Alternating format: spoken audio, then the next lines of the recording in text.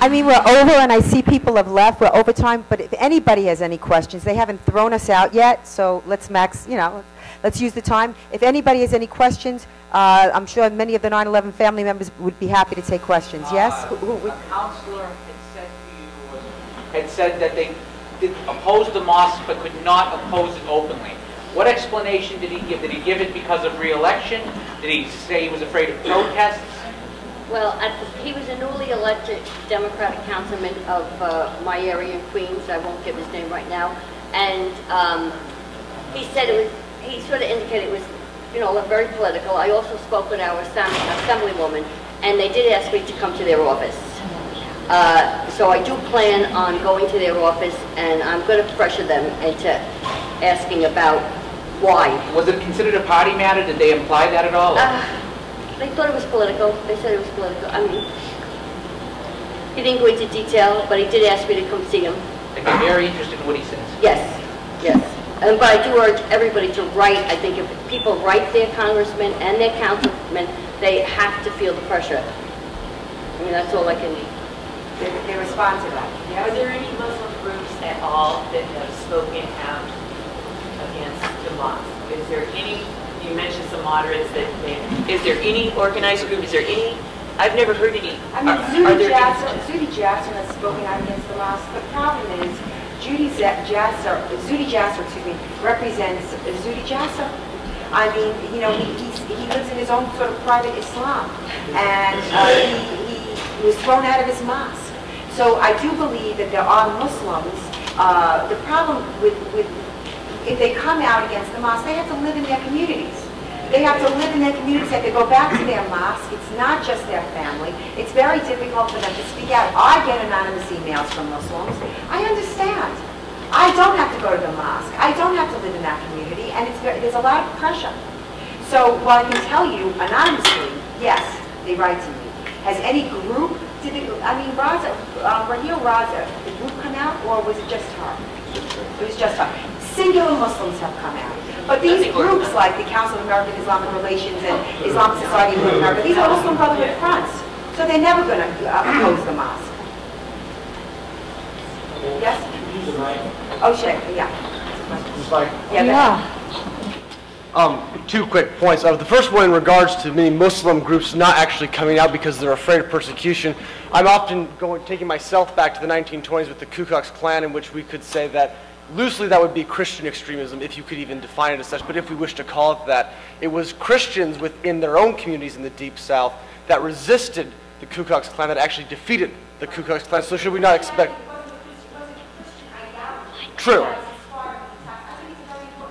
Of course. True. I mean, I'm not saying anyway the Klan is Christian. I'm just saying that people within their own communities took the stand at their own personal risk, and I think we should expect the same from moderate Muslim communities, that they need to they need to step up and work with us to resist this. People have been saying moderate Muslims need to step up. True. I don't think you can expect it. There are no moderate Muslims to speak out against extremism in their communities. Well, where are they? They don't exist. We're going to be waiting for those guys till doomsday. Exactly. We can't depend on them. I totally concur. What is a moderate Muslim? A compromise Muslim.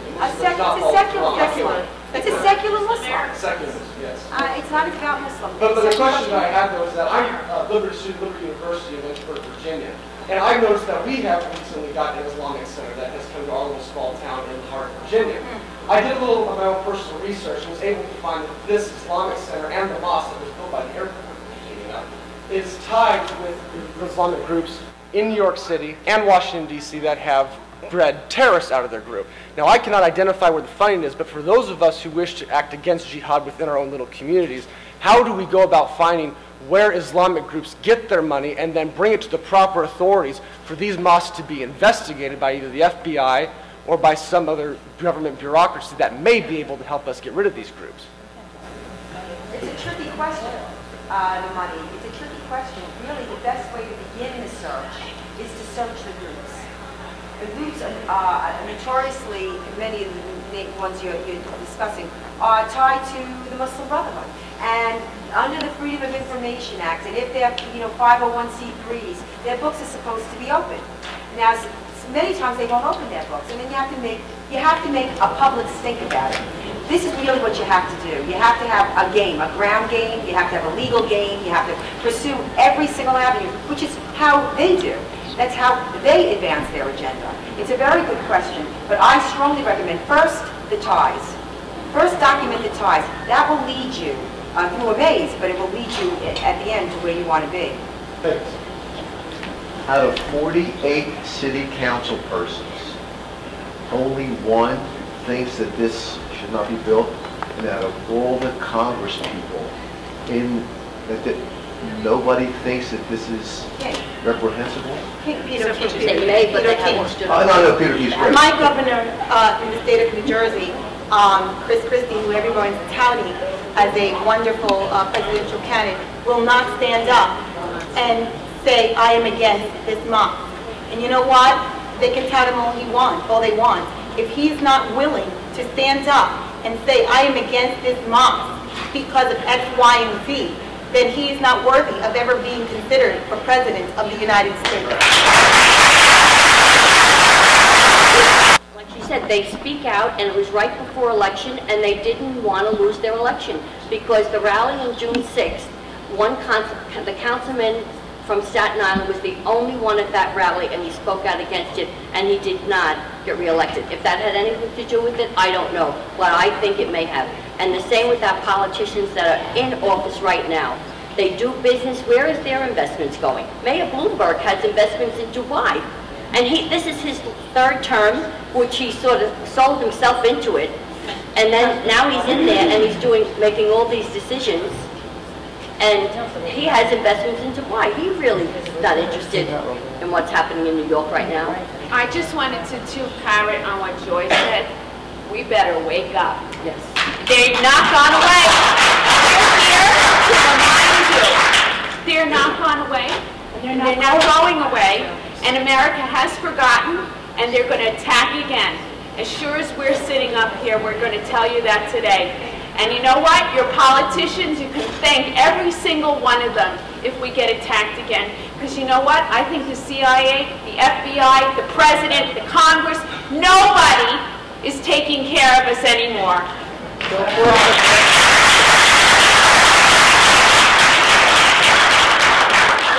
Yeah, my question is for mainly Pam.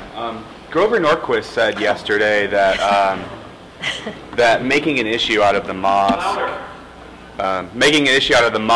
and the Sharia law thing, he said that he wants it to go away because it doesn't think it'll work, and he said he wants it to go away because it's the wrong thing to do.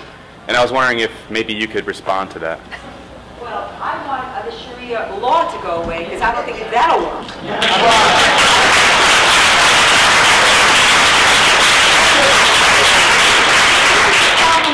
We want Grover to go away. That's right. This is the Grover problem. should go. This is the problem with CPAC, that it's corrupted and it's been compromised by Muslim Brotherhood operatives. And the 12,000 people that come, the 12,000 people, this is why I do my events here. Every year I do an event. Because if you look at the agenda of CPAC, look at all of the panels, and then look at your daily news headlines, they're either clueless or complicit, okay? That's right. And I believe it's the latter. And I'm telling you that before you throw the baby out with the bathwater, there are 12,000 people that come to this event that don't know that they've been completely sold out by CPAC leadership. We have to take CPAC back. You can't create this again. You're not going to create an event where 12,000 people come. You know how hard that is to do? Why do we have to walk away from something so great for the people that are coming? The people are coming here to be activated. To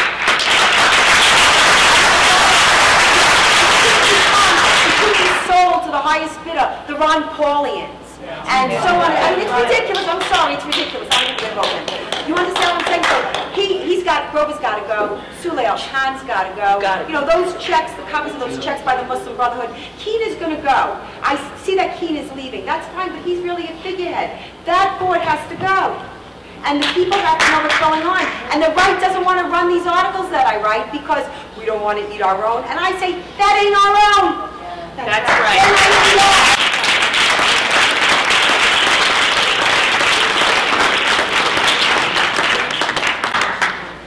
Who else? Yes, I've been following this issue. I've been following this issue for quite some time. Yes, I'm a student. I personally actually got into this whole issue. I read a book called The End of Faith by Sam Harris, and that's what really woke me up to the specter of Islamic radicalism. And I've always felt that all free men and women in the world, be they Christians, Jews, agnostic, atheists, Hindus, Muslims of conscience, should be allied in this whole effort to oppose the biggest threat to freedom that exists right now. Have you guys, any of you on this panel right here, how successful have you been at networking such diverse groups of people to this common cause, which threats us all? Yeah, it's found us and Hindus that have been, the victims of, jihadi wars over, 85 million? 85 million Hindus have been slaughtered. Zoroastrians, any freedom-loving people, yes, we have a common cause. The problem is we have a media that's absolutely corrupt. We have a media that promotes an Islamic supremacist agenda, so we have to find each other this way. Anybody else want to add to this? And 9/11 family members are so afraid of offending too. People are so afraid of offending the Muslim people because the media has managed to paint us as wacko, bigots. So who wants to be labeled that? I mean, even for my own children, they understand what I'm doing down here today. But to explain to them that, mommy doesn't hate all the Muslim people, it's hard for people to wrap their head around. Well, why wouldn't you want a mosque? What harm would it do down there? It takes a while for people to realize you've got to stand up for it and not be afraid what the media throws at you, what other people think, and you have to stand up for what you believe in.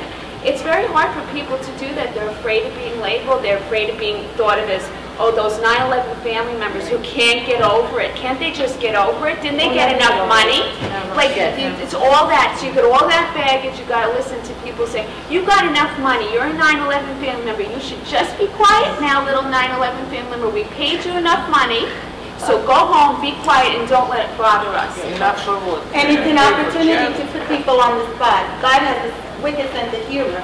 Because right after I did the rally with 9/11 in New York City, I'm also a New York City public school teacher. And the next day, my editors was an Egyptian young man. So all these teachers were walking in. Rosa, we saw you in the rally. I was going like this.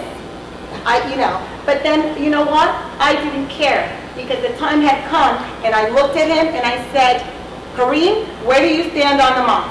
Because this is where I stand.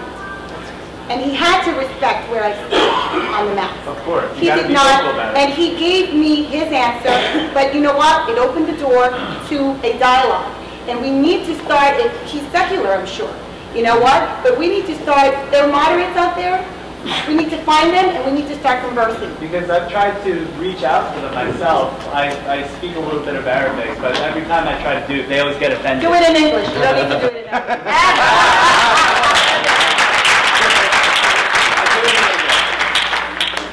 Question? I've done a lot of work in municipal government. The question is, the question is, why has this territory around Ground Zero not been declared a historic preservation district? And why haven't covenants, for obvious reason, been created where the National Park Service would take over zoning rules over this particular part of Manhattan? As a person active in Minneapolis, we deal with national historic preservation districts all the time, and I can tell you that developers just are driven nuts by these rules. This would be a way that you could limit the use of that property to the federal government and bypass the city council. Thank you for that question. Well, the answer to your question is that the City Landmarks Preservation Commission is appointed by the administration of the City of New York. Mayor Bloomberg appoints every single person on that commission. They held public hearings. Several 9/11 families testified. People who are here, Rosaleen, Tallon, myself, many other people testified. We were speaking to deaf ears. Political correctness is what determined that this area was not sacred ground. As far as the National Park Service, the family members who have labored since shortly after 9/11 to declare Ground Zero a national landmark and to have the Park Service take it over. The answer, the unofficial answer from the Park Service is that they don't want to touch this issue with a 10-foot pole.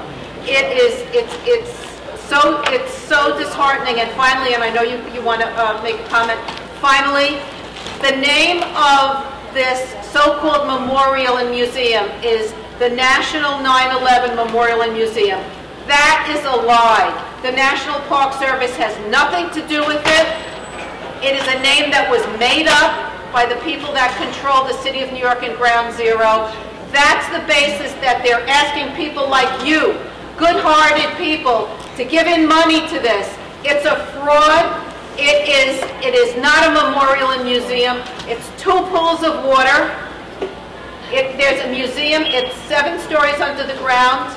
It's not a museum that has anything to do with our loved ones.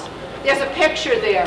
That's it. If you want to know how old my son is, go to a kiosk and look it up on a computer. If you want to know if he was where he worked, look at the kiosk. If you want to know if he was a firefighter, look in the kiosk. It is a disgrace. It's a national disgrace.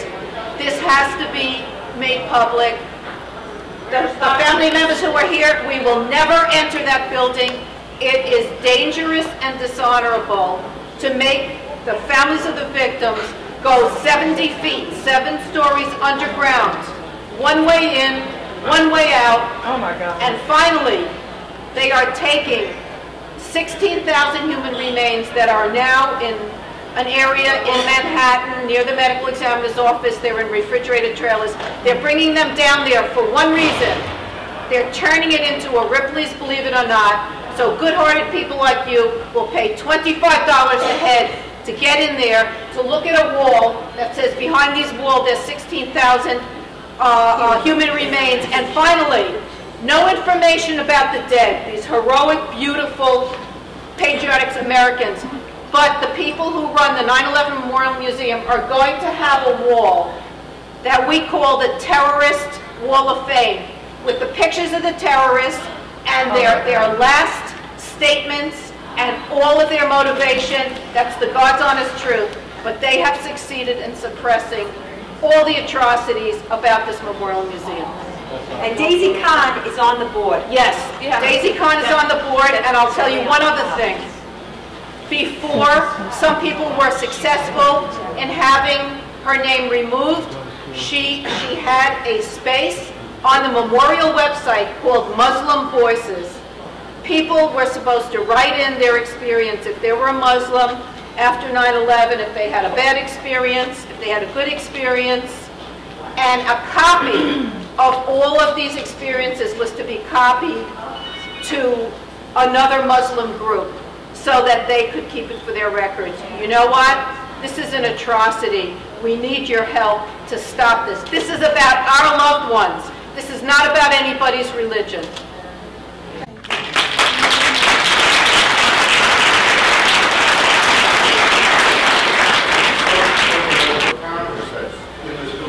Today, or will be in this building tomorrow, that wouldn't mind championing that sort of legislation at the Capitol to bypass the city council in New York City or any of the corrupt bureaucracy that lies there.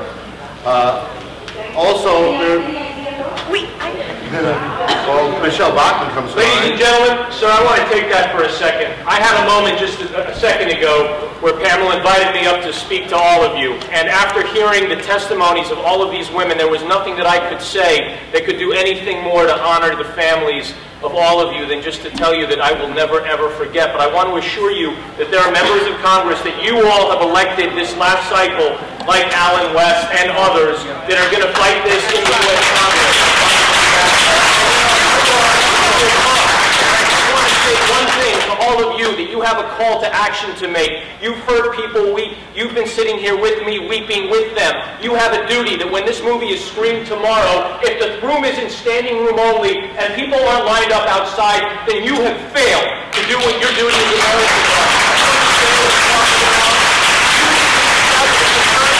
There are 12,000 conservatives that are man? Where were you? Where were you on 9/11, and where are you today? Ladies and gentlemen, you have a duty not just to never forget, but to never stop fighting. Do you understand?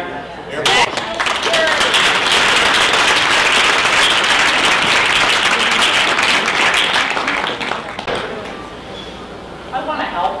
No one wants to do to help. I know this sounds probably a stupid question, but what do you need? Would you come to us after with your information? Of course, any actions that we do at Atlas and Jihad Watch, if it's like Sally said, you have to write your congressman, but we're actively involved in fighting this mosque.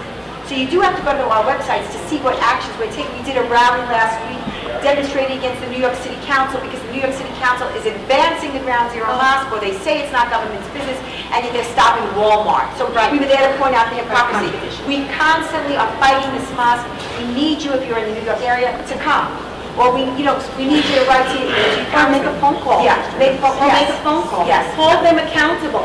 Because just because you're not in the New York City area, this affects all of us. Because where do we draw the line on this? And I want to thank you very much. I'm going to give you my card. I hope we can be in touch. Yeah.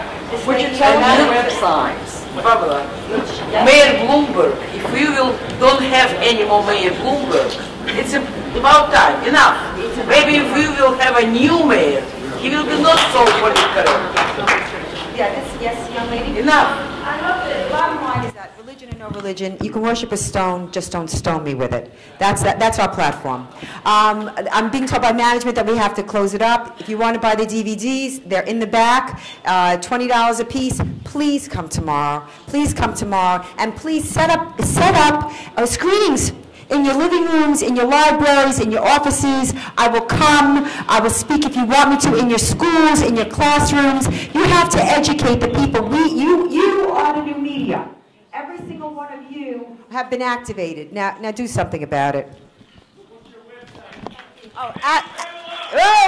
AtlasShrugs.com, JihadWatch.com, PamelaGella.com. It's all there.